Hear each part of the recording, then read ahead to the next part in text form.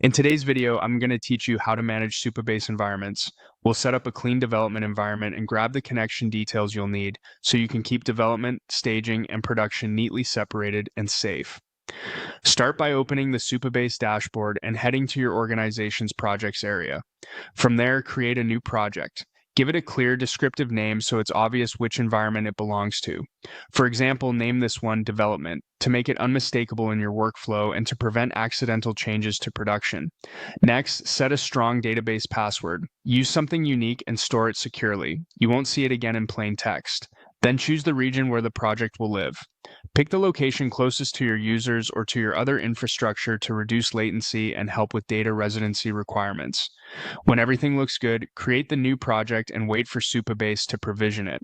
A quick note on why this matters. Managing environments means maintaining separate spaces for development, staging, and production so you can build and test features without touching real user data. It reduces risk, makes rollbacks easier, and keeps your team confident in what's shipping. Once the project is ready, open it and go to Project Settings. In the settings, find the API section. Here you'll see the data API details and your project URL. The project URL is what your app will use to talk to this specific environment.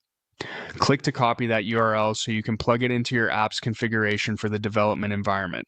Still in the API area, open the API keys section. You'll see keys labeled for different use cases, including legacy anon and service role. Select the anon key and copy it.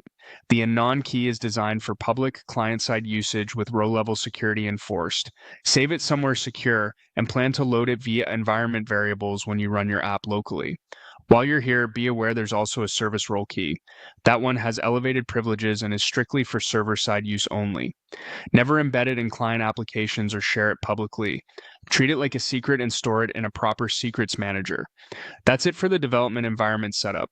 Repeat the same process to create separate projects for staging and production, each with its own URL and keys. Keeping these isolated ensures you can test confidently in staging and protect your real users in production.